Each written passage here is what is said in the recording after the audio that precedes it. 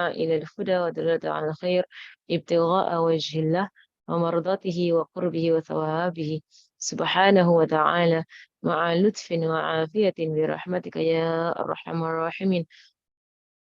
اللهم إنا نسألك علم لدني ومشرب صافي الهاني يا وهاب يا غني. اللهم إنا نسألك علم لدني ومشرب صافي الهاني يا وهاب يا غني. اللهم إنا نسألك علم لدني ومشرب صافي الهاني يا وهاب يا غني. وصلى الله على سيدنا محمد وعلى آله وصحبه وسلم والحمد لله رب العالمين. آمين آمين آمين يا رب العالمين. الحمد لله الحمد لله الحمد لله الحمد لله. Bismillah. So inshallah we're continuing with our class. And last week I read through quite a bit of what he was saying in the beginning. So I think this week I want to do an explanation. So without reading further, I want to just explain the first part, because otherwise it's quite long, right? So then the whole thing it can be quite difficult, right, to understand. So I'll just explain from here. Right, those of you have the book, right? You can see where I'm at lah. Okay. If those of you don't have the book, then just listen lah. Right. Was there? No, it's not in the other book. It's not in that book. But it's in the PDF that I have. But which find that it is interesting and also important.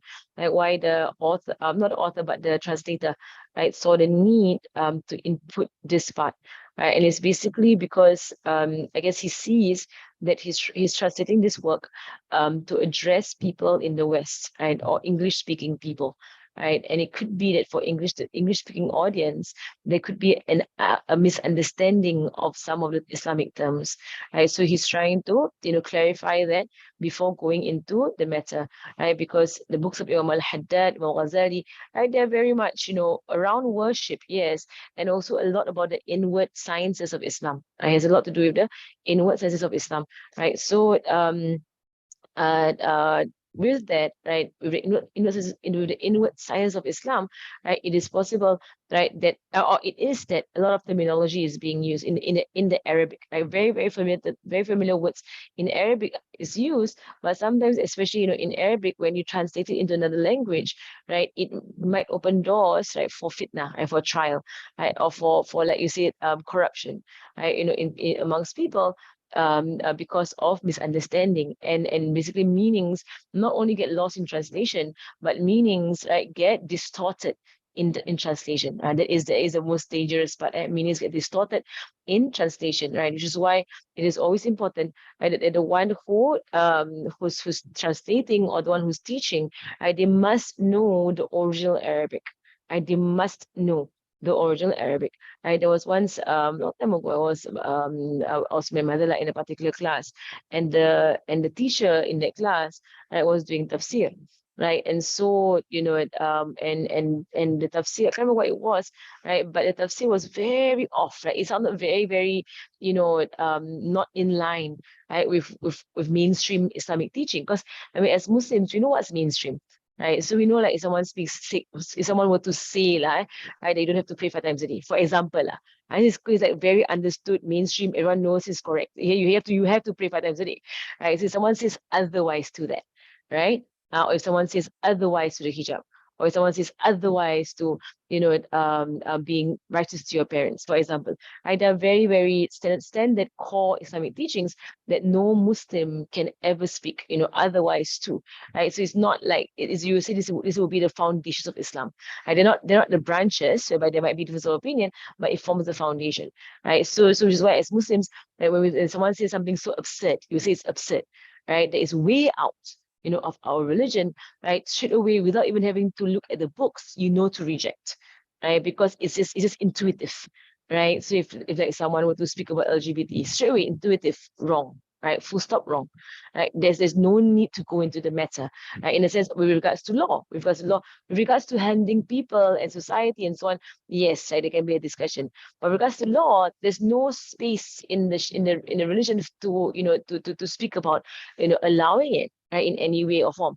So of course, so there are things in our religion that you say is intuitive. It is intuitive, right?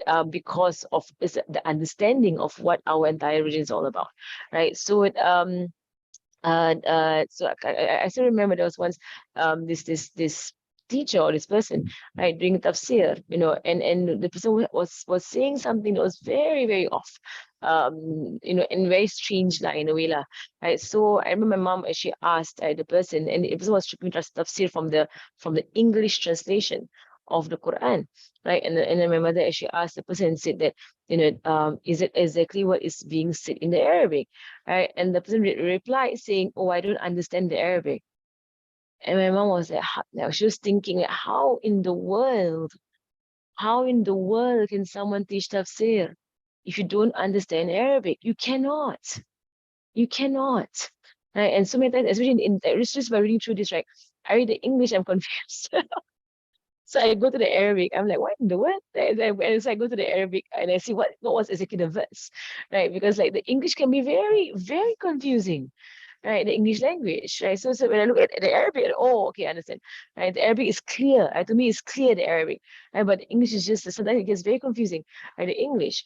So that's why, he attempts to do this, right? Just as to, like prepare the English speaking audience, right? For terminologies that is very, commonly used, right, in the science of tasawwuf, in the science of the inward purification of a human character. That's tasawwuf. Right? Tasawwuf is basically defined as the purification of character of a human being, which forms a very important part in Islam.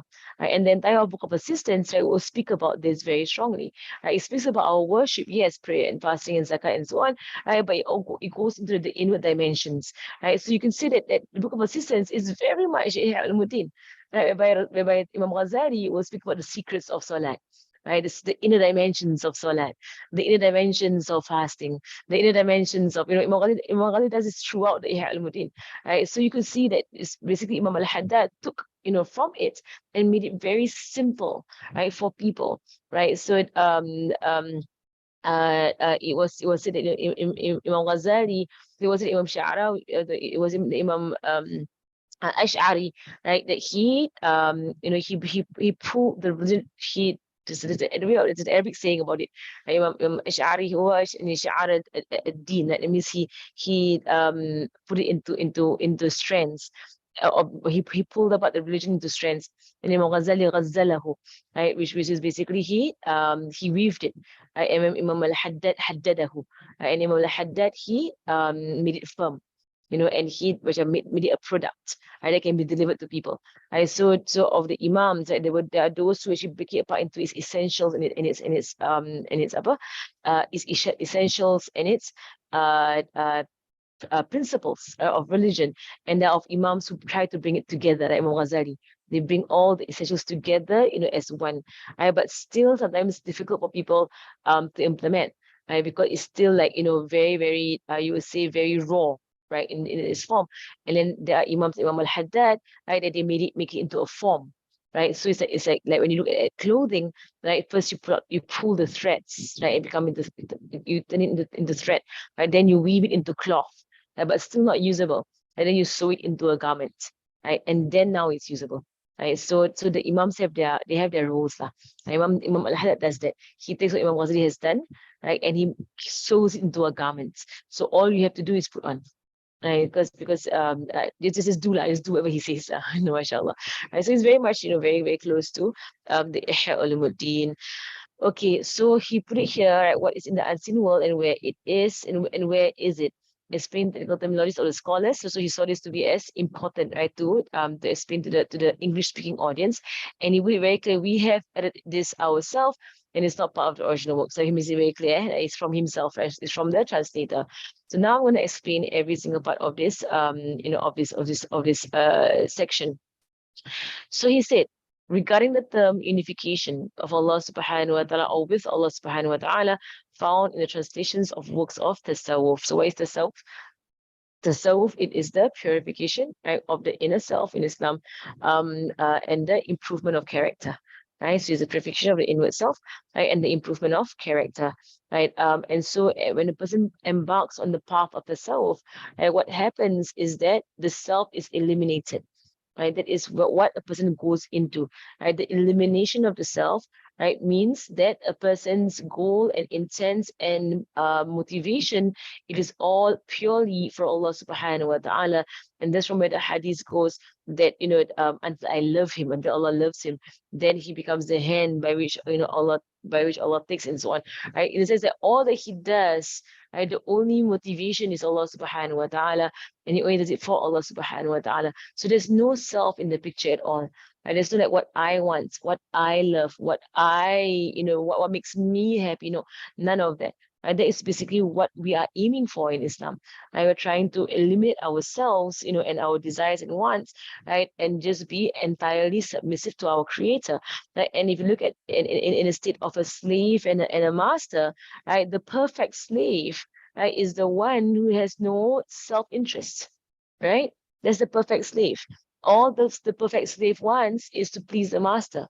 And that is what you would call a perfect slave, right? The slave has no desire nor need, right? All the slave wants is to do what the master wants. That's all, right? And that's what we want to get to with Allah subhanahu wa ta'ala. We want to get there with Allah subhanahu wa ta'ala. And that's where the tasawwuf goes, right? So he is going to explain this entire thing about unification of Allah subhanahu wa ta'ala, and Allah is one, right? And as Muslims, we're aiming into to a life, right, whereby wherever we go, whatever we do, whatever we say, all that we engage in, right? Our focus is Allah subhanahu wa ta'ala. You see Allah in all that is around you. Right? That's what we're aiming towards. So when you have this kind of mindset, it's coming to the Book of Assistance, you will see, how our daily worship actually pushes us into that state. And if you can get into that state, then you have understood life. And you're okay. You're gonna go through life easy, right? Because whatever comes, and your all that you desire is Allah subhanahu wa ta'ala. Right. So if that's your case, then what are you worried about? Right? What are or what else? The only thing that worries you is being far from Allah subhanahu wa ta'ala. Mashallah. Right. So he begins, he says that some of the services done to Islam by some Western scholars. So this is because so you can see clearly he's addressing the English audience. Right. He's trying to correct something with the English audience. Is their tireless insistence that the Sufi term wusul, right? Wusul in Arabic, wasala yasilu, right? Wusul, right? It means to arrive or to reach. Waqad wasaltu, right? I have reached. Right? This is the using the linguistic meaning, right? The linguistic meaning is wasaltu, right? Which is I have reached or I have arrived. It can be in the physical way as well. Yes. Oh, I'm saying like if you reach my house, you can text me, say Ustaza, قد وصلت. Right, so I know that you have arrived. I have arrived. يا أستاذة قد وصلت سأصل بعد قليل. I'll be arriving soon. Right, so it's a physical meaning of arriving at the place. Right, so that he says that some scholars, they insist to translate the word to arrive at the knowledge of Allah subhanahu wa ta'ala, to translate as if it meant ittihad. Right? Ittihad is from the word wahada, right, which is one. Right? Ittihad, it means to unify. Right? So to unify meaning to be together as one with Allah subhanahu wa ta'ala. What the real thing it means is that not that you become more one with Allah subhanahu wa ta'ala, of course not, but because you are eliminated. And the you, right, you gone. Right? And only Allah, one, subhanahu wa ta'ala. So it's not that you're getting, you've eliminated, you've become one with Allah subhanahu, no, right? But you are eliminated from the picture, right? And your only focus is Allah subhanahu wa ta'ala, right? So that means when you say when someone says, right, or someone were to have arrived, they've arrived at a knowledge of Allah subhanahu wa ta'ala, right, whereby they have dismissed themselves. Their own selves have been dismissed, and that is using nafsul mutma'inna, nafsul kamila. That is the kind of nafs whereby the self, the desires, the wants, and the needs of the self is completely dismissed, right, and unimportant. And whatever Allah wants, whatever Allah demands, whatever Allah has instructed, that is being done. Right, mashallah. And if someone were to be brought up on this from a very young age, right, a lot of things in our religion, that will be very easy for people. Because the only reason why people resist by the laws of Islam is only one reason. There's only one reason why people resist the laws of Islam is that they place importance on their nafs. They place importance on themselves. That's the only reason people resist the laws of Islam, right? So when Islam says, for example, pray, right? The nafs says no, sleep, right? So okay, my sleep is important to me. I'm going to sleep. So that kind of thing, right? Islam says, keep your modesty. The nafs says, no, I want to have interaction. I want to be with all these people, with these guys and mingling and whatsoever, right? The nafs wants that. Islam says, cover up. The nafs says no, right? But I want to, whatever lah, nafs wants to do lah, right? But there's basically all forms of resistance, right? To the laws of the religion is because of placing importance on the nafs. That's why, to combat this, right, to be completely in line with this, is the removal of the nafs. It means a complete dismissal of the nafs, right? And that is why comes the hadith of the Prophet ﷺ, whereby he said, none of you truly believe until his nafs or his hawa, right, his desires are in line with whatever I have come with, right? So until your desires are in line with the Sharia, right? And so it says, none of you truly believe, meaning none of you have complete iman. Your iman is only complete from the words of the Prophet ﷺ.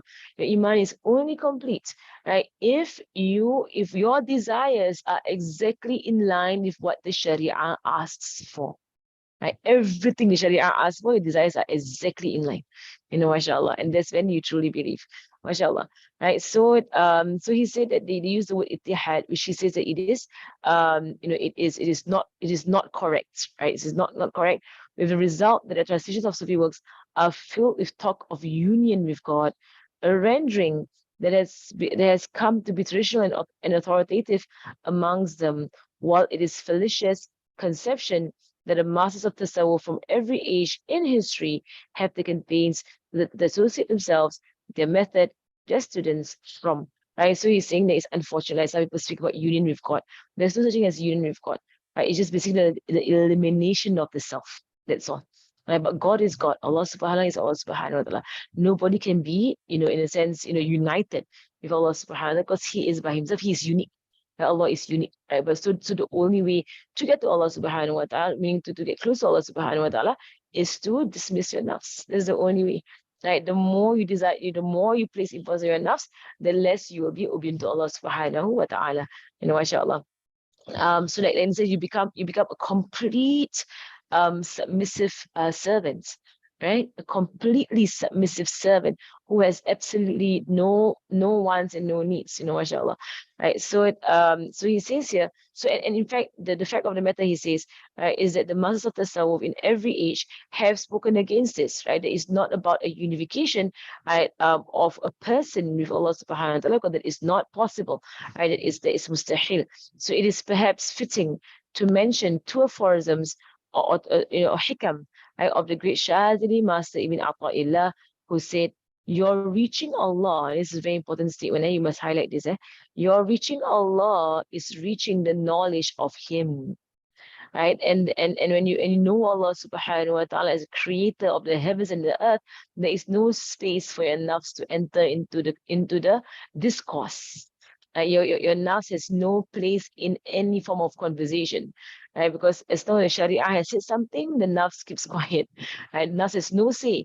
When the Sharia has spoken, the nafs has no say. Mashallah, right? So you reaching Allah is reaching a knowledge of Him, of course, of His power, right? Of His goodness, of His mercy, and of Him meaning His names, the names of Allah subhanahu wa ta'ala. All we can ever know about Allah subhanahu wa ta'ala are His names and His attributes.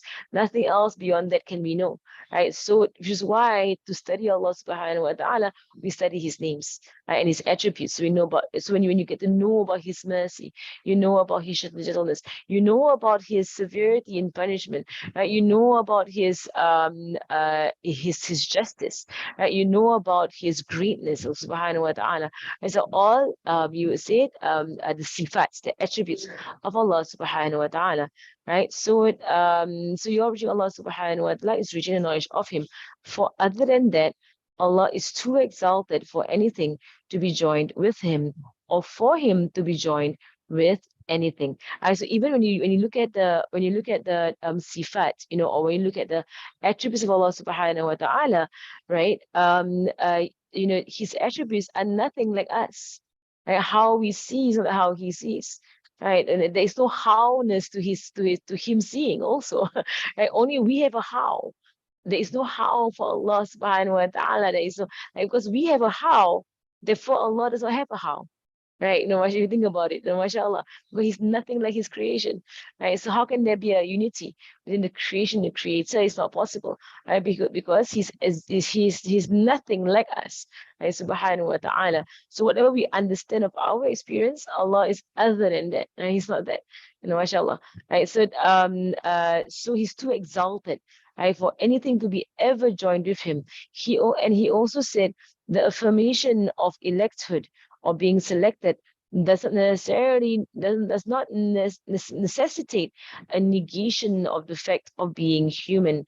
Election is merely like the rise of a daylight sun. It appears on the horizon without being part of it. Right? Sometimes he takes it from you and returns you to your own bounds. Right? It's from you and he returns you to your own bounds. Right? For daylight is not from you to yourself. Okay, I give you something. Okay. Give her the atar in the box. Okay, sorry. Hey. I have like many games with me. Is it possible I pass it to you?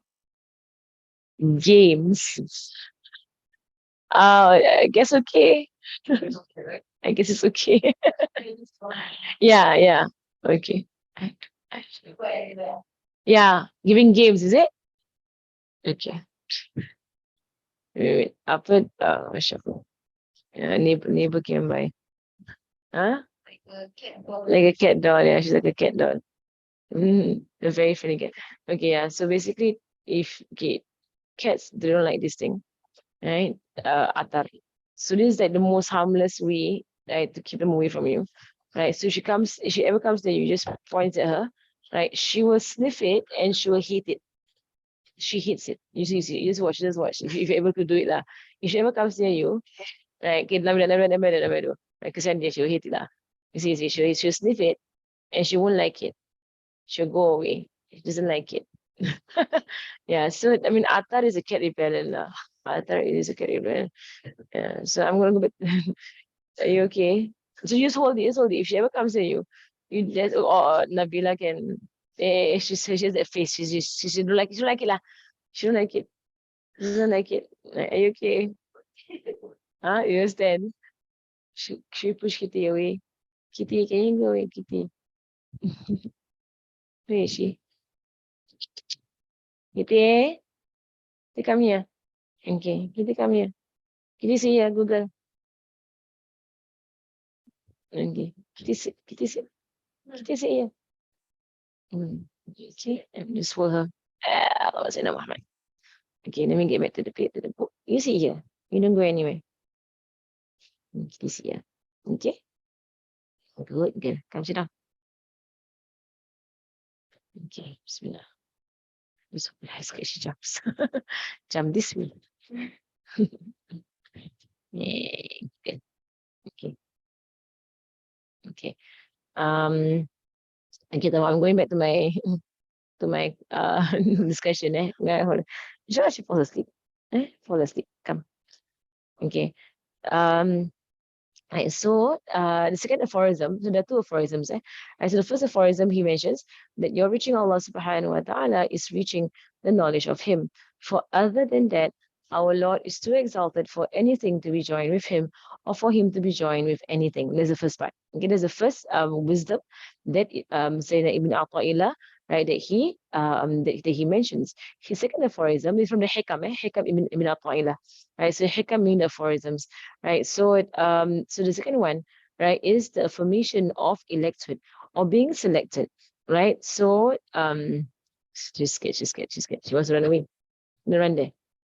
Okay, because there are people there. Just yeah, there's the other way of repelling her. You bring a man, she runs away. Okay, thank you. Thank you. Yep. Stranger. Stranger. You're a woman. Yeah, she's called a man. If it's a woman, she's not affected. Mm. I think every single one of my classes, some commentary on Kitty in the class. Every single class. Because she counts up all the classes. Okay, alhamdulillah. Allahumma salli ala Sayyidina Muhammad. Okay. Now, so the second one is affirmation of elected or being selected does not necessitate a negation of the fact of being human, right? So elected, you say elected or selected, right? Basically, for prophets, right? They are selected by Allah subhanahu wa ta'ala, right? And they are given prophethood. They don't earn prophethood. Right? Prophets, they don't earn prophethood, but they are given, right? From Allah subhanahu wa ta'ala. Right? However, for the awliya, right, for the saints of Allah subhanahu wa ta'ala, there are two types. There is a type that is given sainthood, right? They are given being a wali, right? They are given wilaya, right, or sainthood. And there are those that they earn it, and they earn sainthood. Right? So sainthood, or being a wali, right, can be given. It can be wahabi, right? That is given, or it can be kasabi. Right? Kasabi is earned. Right? However, for prophethood, it can only be wahabi. Right? It can only be given. It can never be earned. No one can, like strive hard to be a prophet. It's not possible. Right? But you can strive hard to be a wali if you want to be a wali. Right? You can try your best to be a wali. Right? And a wali basically is someone, right, whom all of their deeds, one after another, is in obedience and focus on Allah subhanahu wa ta'ala. Right, throughout their day, throughout their life, right, their deeds one after another without skipping a beat, right, is in obedience and focus on Allah subhanahu wa ta'ala and only Allah. And that's what you call a wali. Right? It's very hard. Very hard to achieve that. Without skipping a second, right, of your time, not with Allah subhanahu wa ta'ala. Right. So mashallah. So election, right? So is it elected or being selected, right? So meaning if someone is selected, that means Allah has chosen them to be a wali, right? It does not necessitate a negation of the fact of being human, right? They are still human, right? So it just basically that Allah subhanahu wa ta'ala has given them, of his favors and his bounty, and has Allah has caused them to rise, right, above other human beings, right? There is Allah's favor upon them, right? Just like how prophets are, right? They are still human, right? They reflect the light of God, right? But they are not at all in any way God-like, right? So as much as we love our Prophet ﷺ, no Muslim in the history of Islam will ever say anything about Rasulullah having any form of divinity. No, right? But we know that he is a messenger from God, right? So, and he gives a parable here, and the parable is that election is merely like the rise of a daylight sun, right? So in the sunrise, the light, right, appears on the horizon, right, without being part of it, right? So, or the sun appears on the horizon without being part of it, right? So you see the light of the sun, and you see the sun on the horizon, but is the sun anywhere on our earth? No, right? The sun is very far, right, from the earth, but it seems as if it's part of our world, right? It seems as if, right, but it is not. Right? The sun is exclusive and far away, mashallah, right? But it's just that, its light has come onto us, right? So what is understood here is that, when a person is elected or selected, whether they be a prophet or they be a wali, right, a saint, right, Allah subhanahu wa ta'ala's guidance, and his mercy shines upon this person, right? Without ever this person being part of Allah subhanahu wa ta'ala. Of course, not possible. Right? Allah is Allah. Allah is Allah. Right? But his light and his guidance shines upon that individual. Right. So when people look at the individual, right, they get guided to Allah subhanahu wa ta'ala. Right, so that's what it is, That's what it's explaining there. Right, so these are people who have taken. You won't say that you won't say that they are, have united with Allah Subhanahu wa Taala. No, right, but they are, receiving of the light of Allah Subhanahu wa Taala, and through them, right, people people get to know Allah subhanahu wa ta'ala and worship Allah subhanahu wa ta'ala. All right. No, I'm just kidding back already. Sorry. Right. Let come, maybe. Kitty, come. Kitty, Google. No, she's worried about your atar. Even though atar does not hurt her, does not harm her, I pity her whenever she smells atar. You see her face? Right. She gets swabbed. Show you. Okay. Come. Kitty. Kitty. Okay. I don't know why she does that. Okay. This was a cat mom. Okay, come. Inshallah, she won't go there. She's faced this way, so if she jumps, she'll jump this way. She won't go the other side, inshallah. Okay, let me just continue. Kitty. Okay, bismillah. Okay, so understand that part, right, inshallah. So sometimes he takes it from you, right? So sometimes, so it appears in the horizon of being part of it. Sometimes he takes it from you and returns you to your own bounds. So Allah subhanahu wa ta'ala can take away, right? The light that's on your faces, he can take away the guidance he wants to, right? And or can take away from a wali, of the gifts that Allah has given the wali, and he goes back to being a normal human being, without being a wali is possible. It can be taken away. Like from a person, Allah Alam, I know of a story of the kind of nature. Remember, a wali was, actually, I have. There is one story, if you want to hear, lah. Right, story of. Have you ever heard a story of how of awliya who lose their wilayah? You want to hear one story? Never hear our stories of, because for prophets, it can never happen. For prophets, can never happen.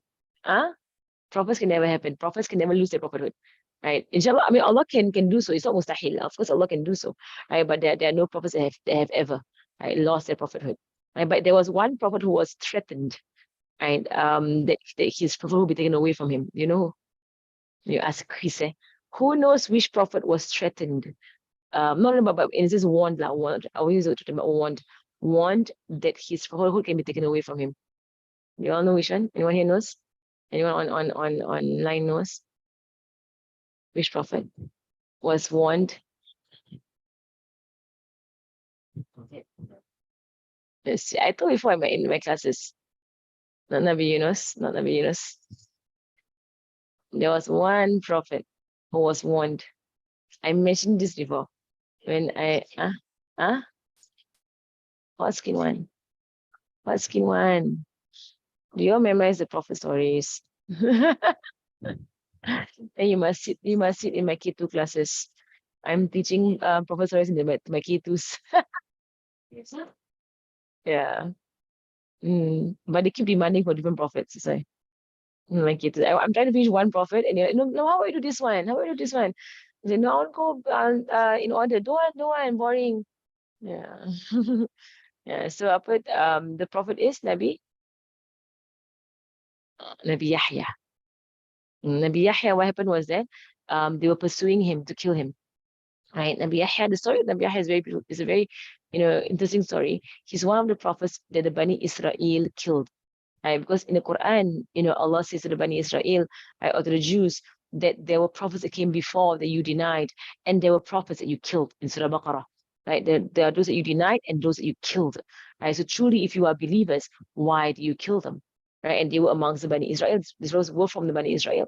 If you say you only believe in prophets that are from our kind, our own race, then why do you kill those that came before? Allah calls them out on it.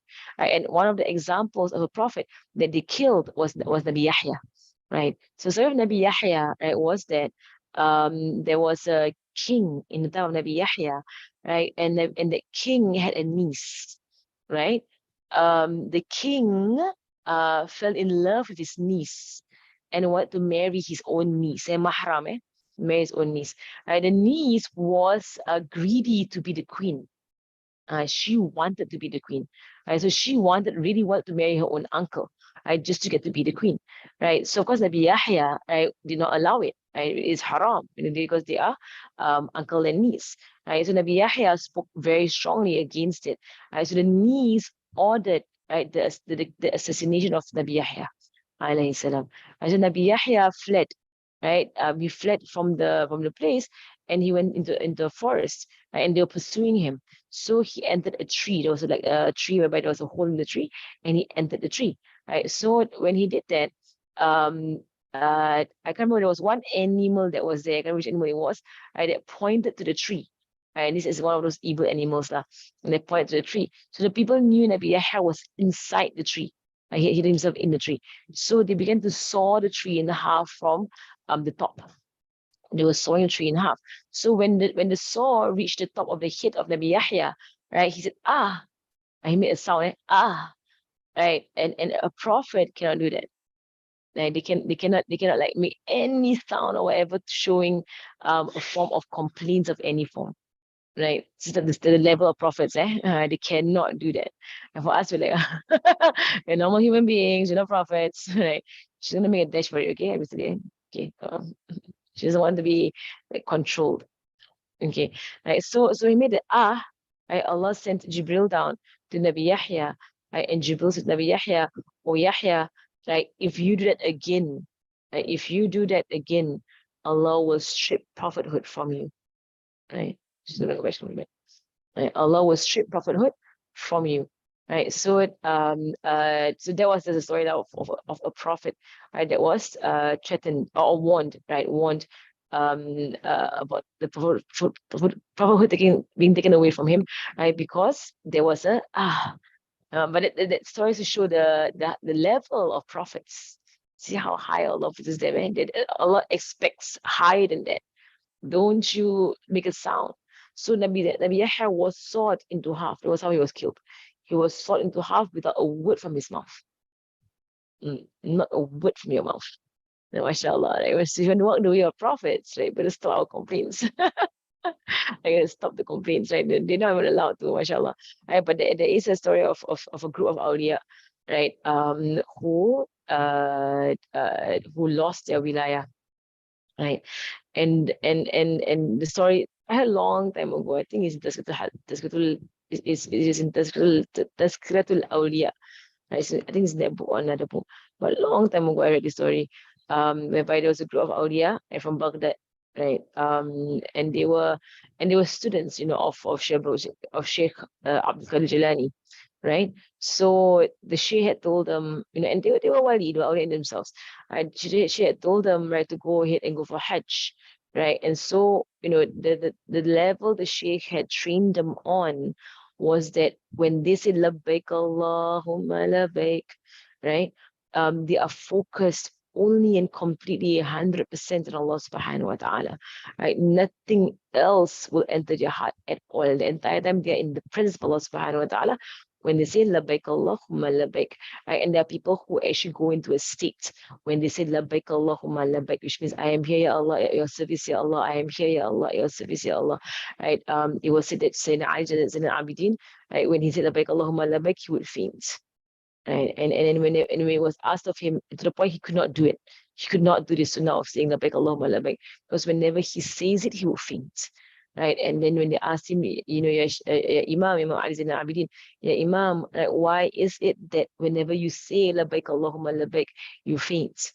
Right? And he said that whenever I say labbaik Allahumma labbaik, in my mind, I imagine that the answer is la labbaik laka wa la sa'daik. Right? Which means that there's no greeting for you and no acceptance from you. He thinks that in his head, right? That he's not being accepted, not being called, and the fear will consume him and cause him to pass out. Right? So whenever he says labbaik Allahumma labbaik, he fears rejection from Allah. And they all have a level that is like beyond our understanding. Right? So these people, when they say labbaik Allahumma labbaik, right, they are expected to be in the presence of Allah subhanahu wa ta'ala. So Sheikh Abdul Qadir Jilani said, along the way, right, you will receive or you will have a test. There'll be a test along the way, right? Focus on Allah on this test. Right, so they made their journey to Mecca for their Hajj, right? So along the way, right, okay, so they left, right? Then Sheikh Abdul Qadir Jalani, came after them, right? So he left after them, basically, right? So they went before him, and he went like a few days after. So when he went a few days after, right? And he went the same way they did, right? He came and after several days of traveling in the desert, right? He found them, all of them, lying on the ground unconscious, all of them. Right? They were on the ground unconscious. And so when he was looking at them, at the point of looking at them, Nabi Khidr appeared. Nabi Khidr appeared next to him, right? And then he asked Nabi Khidr, oh Khidr, what happened to these people, to my students? And then Nabi Khidr said, well, as they went by this area, I appeared to them, and when they saw me, they got excited and they forgot Allah, subhanahu wa ta'ala. And because of that, their wilayah was taken away from them. And they saw Nabi Khidr and they forgot Allah. There's all levels. Like it can be taken away. It can be taken away, right? If Allah wants to, right? Because for them, they're expected, right, to not ever, forget Allah subhanahu wa ta'ala from their minds. Right? So they got excited by seeing Nabi Khidr, and then their wilayah was taken away from them, and they all fell unconscious. mashallah, right? So they were questioned and they made dua for them, and then they got up, but they were normal human beings. So I said that they had lost their wilayah, they had lost being a saint. These are all you see in the spiritual side of things, right? The spiritual side of things, right? So this is the world, the world of the wali, the world of the awliya, right? Not many people in our zaman, unfortunately, right, are acquainted with, right, or are able to kind of embrace. Right? It is the world of the wali, right? The awliya have this entire world of the awliya. You go to Tarim, you'll be like, it's so many things all about the awliya. But it is real. The awliya, they are true, right? The awliya, they are true. They are real, right? And they are the successors of the prophets. They're not prophets, but they are successors, right? And they carry the light of Allah subhanahu wa ta'ala wherever they go, right? And there are awliya around, in every place and time, they're always them around, making dua for the people of society. Right? So mashallah, so I was talking about how it can be taken away, right? So suddenly he takes it away from you and puts it to your own bounds. For daylight is not from you to yourself, but rather it comes over to you. Right? Like how Allah can take daylight away from us. Allah can take, any form of, in fact, any form of blessing, Allah can take away from you. Right? So even piety, and how many people had piety once, right? And then they lost their piety. Right? So how many people used to be strict, about certain laws of Islam, in their younger days. And as they grew older, right, they became very relaxed. As how many people used to practice Islam very diligently in their younger days. And as they grew older, they became lazier and lazier. Right? These are all things to reflect upon, because Allah has taken away from them what they used to do. May Allah protect us from that.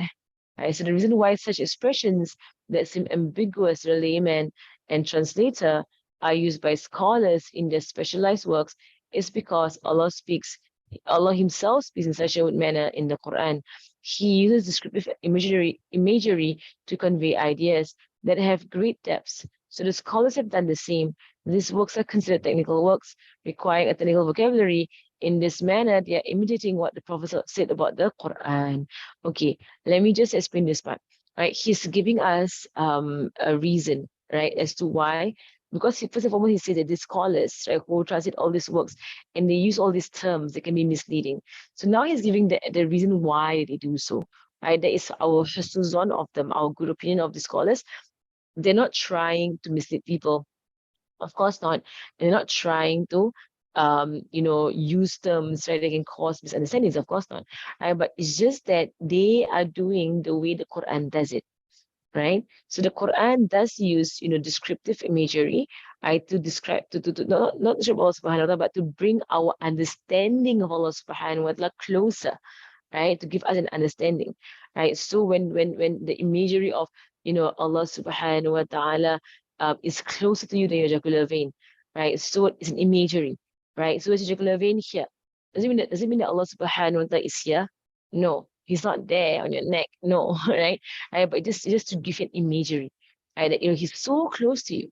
He's so close to you. He's like, it's closer than even your own, your own heart, your own blood, right? In that way, lah. And so the Quran does give imagery, right? But it does not mean physical. Right? It's not physical. Right? So why does the Quran do it in this way? And the Prophet himself does it in this way, right? Why so? Because The Prophet ﷺ who was given the revision of the Quran and said, I have been sent to Jawami al-Kalim. Jawami al-Kalim is the shortest expression having the widest meaning, and have been made victorious with all while I was sleeping. While I was sleeping, I saw the keys of treasures of the world are placed in my hand. Abu Huraira added, Rasulullah has gone and people are utilizing those treasures or digging those treasures out. Okay, so here in this hadith, the only part we're looking at is the first part that he said he has been sent with Jawami al-Kalim. Jawami al-Kalim, right? It means a short expression holding immense meanings, right? Holding immense meanings, right? So, so for example, the Prophet sallallahu alaihi wasallam. So in this short examples holding immense meanings, right? The words used, right? The words used are can sometimes be very, you would say, very physical, right? Because make it easy. So to give an example, right? When you speak to a child, right? You would just say, to a child, you will say Allah is there, right? Allah is there. Because saying the word exists, right? A child might not understand the word exists, because the word exists beyond the understanding of the child. I say Allah is there, but we don't mean where, right? So the there does not actually point to a where. There is no where, right? But it just means existence, all right? But to make it easy for the child, I don't say the word existence. I say the word he's just there, right? But what I mean is he exists, right? It's Kitty there. Kitty. So confused. She comes down. So someone gets up. Yeah. Can we just see if she's okay? She doesn't want me to hold her, to control her. She's gonna go that way. I think she's curious about you. Yeah, she got you're new. She never see you before. Can you hold Kitty?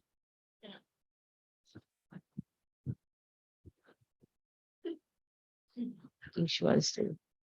You can see, yeah, okay, sure, she comes here. In between us, eh? She goes there, you catch her, she come back, catch her. Okay?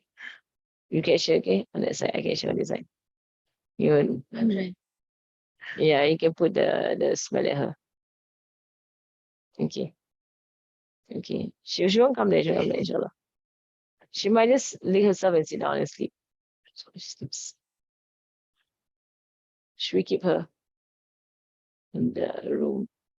She will just lay herself. And she won't come. And to pull her away.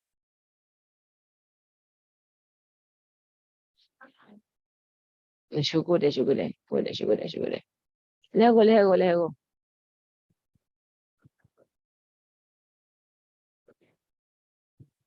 Okay.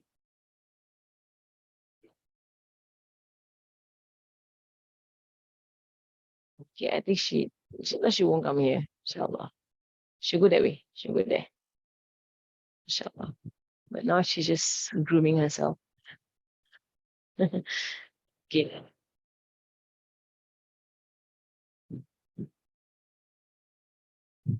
Okay. Okay, alhamdulillah.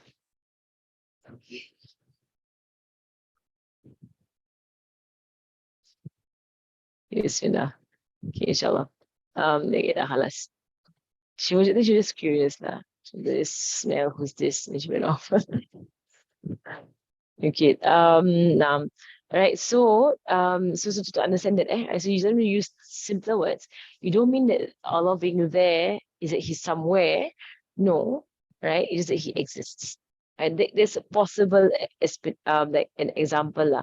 So for example, some said Jawami al-Kalim means that Allah subhanahu. So the Quran also has that. And the Quran also has Jawami al-Kalim, which is basically a very, very complicated matter or very complicated, understanding is expressed in one or two statements, right? To make it as simple as possible for people to understand, right? So thereabouts, the numerous matters that used to be written in the books revealed before the coming of the Prophet Sallallahu Alaihi Wasallam. The Quran is written in one or two statements, or thereabouts, the numerous matters that used to be written in the books revealed before the coming of Rasulullah Sallallahu Alaihi Wasallam. This means that the shortest expression containing the widest amount of knowledge Therefore, to convey something using descriptive imagery to speak of it as how it's seen and experienced by the people in the people lives in experienced in the people's lives is jawami al-kalim. Right, the treasure is the knowledge contained in these expressions we find in the Quran and the Sunnah. The reason why expressions which are wrongly translated as unification with Allah subhanahu wa ta'ala use, but rather mean the knowledge of Allah subhanahu wa ta'ala, is because the scholars understand how the human conscious perceives the world and gains knowledge. Man gains knowledge from all his senses.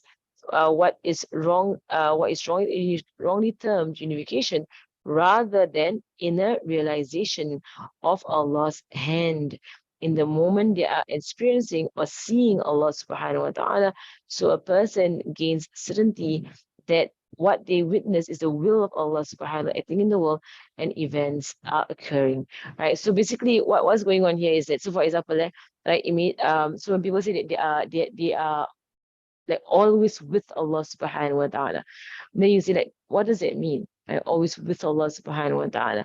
Right? The correct understanding is that wherever they go, right, they have a fear of Allah subhanahu wa ta'ala in their hearts because they know Allah is watching them. Right? That is what it's meant by with. Allah is always with them. Right? In that they are always having taqwa. They're conscious of Allah subhanahu wa ta'ala. Right. So when they see Allah's hand, you might say, oh, I see Allah's hand in my matter. Meaning that I can see Allah's help. Allah's help for me in this matter. Of course, Allah helps me in everything. But in some matters, it becomes like we see it. But in everything, He helps you. No, it's not just one matter. He helps in everything. But some matters, we just see it right in front of us. Okay, so it's just easier sometimes to use these terminologies, but it could lead to people misunderstanding what they are. The Prophet ﷺ himself used a similar expression in the Hadith of Jibril to describe what is ihsan or human perfection means, right? So this is a very famous hadith, right? So when Jibril visited the Prophet ﷺ and the companions in the form of a man, he sat with them and asked the Prophet ﷺ 4 questions: what is Islam? What is Iman? What is ihsan? And when is the hour, day of judgment, right? And when Islam, Nabi Muhammad ﷺ responded with 5 pillars: Iman, 6 pillars; ihsan. So when the Prophet ﷺ was asked about ihsan, he said, ihsan or human perfection is that you worship Allah as if you see Him. And if you don't see Him, then for truly He sees you. Right? So here comes the understanding the word as if you see Him. Make it as simple as possible. You worship Allah, right, as if you see Him, meaning you're always present, right, with Him, always present with you, and you know, and therefore you guard over your actions, as if like if you were to do something in front of your boss, and your boss would be watching you, right, you ensure you do it well, right? Because you see the boss is watching you. Right? So in that way, that's why it's understood. Right. So it's not a physical, it's not that you physically see Allah subhanahu wa ta'ala, no. Right. But it's that you're always aware, right, of the presence of Allah subhanahu wa ta'ala in your life. So when Jibril went away, Rasul asked Umar, do you know who was the questioner? Right. And Umar said, Allah and you know best. And he said, it was Jibril who came to you to teach you your religion.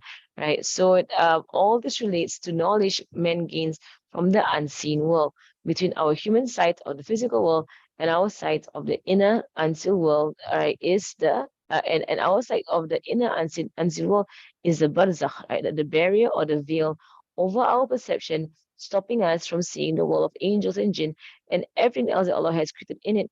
Behind them lies the intervening barzakh barrier, stretching to the day of resurrection. Right. So this all relates to a knowledge that you gain from the unseen world, because between our human side of the physical world and our side of the next world, the barzakh, right? Barzakh is the world of the grave, right? Or it could be a barrier to the other world, right? As how Rasul has said that all animals right here, what is going on in the graves except human beings. All animals can hear. If there are people being punished in their grave, the animals can hear the screaming and shrieking. Right? If people are delighting in their graves, the animals can hear the delightment in the graves. Right? But human beings can't hear. And the owners can't hear what's going on in the graves. Mashallah. Right. So so this is the barzakh. What's in the grave is the barzakh. Right. So it is. So as a human being begins to understand more and more and more, right, of this unseen world, right, this spirituality, right? A human being will begin to understand more and more all this terminology in regards to Allah subhanahu wa ta'ala, right? But the Prophet sallallahu alaihi wasallam said this barzakh or veil of area, which stops us from seeing that world which exists around us, means the another world, can be removed when we do certain things. And the Prophet sallallahu alaihi wasallam said, if your hearts were always in the state that they are doing zikr all the time, right? A time which that they are in, or they are doing they're in zikr all the time, a heart when a time when the heart is receiving light from Allah subhanahu wa ta'ala, angels will come to see you, to the point they will greet you in the middle of the road, right? Meaning that if someone would be constant on dhikr of Allah subhanahu wa ta'ala by their heart and by their tongue, on true dhikr, you'll be able to see angels around you, right? And it's possible, right? So if you go into that state of understanding, it is possible to see angels around you, right? So Imam al-Nawawi in his Sharah of Sahih Muslim commented on this hadith saying, this kind of sight is shown to someone who persists in meditation. It means in really focusing on Allah being with them all the time, reflection, of fikr, thinking, pondering of Allah's creation, and in deception or in anticipation, iqbal of the next world, right? To accept the next world. Anticipation of the world means to face the next world, to be focused on the next world, right? So to worship Allah as if you see Him isn't figurative speech; it is literal. To explain the manner of this in a succinct way as possible, and without using Jawami al-Kalim, like reaching Allah, right, or union with Allah. Many of Islam's greatest ulama, such as Imam al-Ghazali, Ibn Arabi, Shaykh al-Jalani, and others too numerous to name, have said that the unseen world and that the jinn and angels exist in is the world our imagination or our mind's eye looks into when we imagine something, but theirs is a barzakh, right, between us and the world, preventing us from seeing that world completely. So basically, right, to worship Allah subhanahu wa ta'ala as if you see Him. I was going to check her for last. She's very curious about you, lah. She just, because you're new. Because you're new.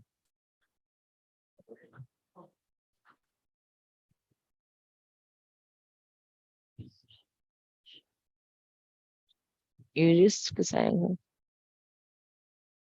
her. Okay, right. So to explain this part.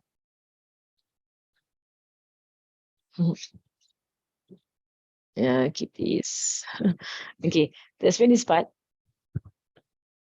Right. So that we have our physical world, and there's a next world. Right. There's another world, the jinn and the angels. Right, and basically there is a barrier between us and this other world. And for us, if you want to see beyond this world, into the unseen realm, then it is by dhikr and remembrance of Allah subhanahu wa ta'ala, right? And then more and more will the clarity of sight come to you with regards to dunya and akhirah. Okay, inshallah I will stop there for today. Because there's a bit more to comment on, but inshallah we'll start there for today. Any questions?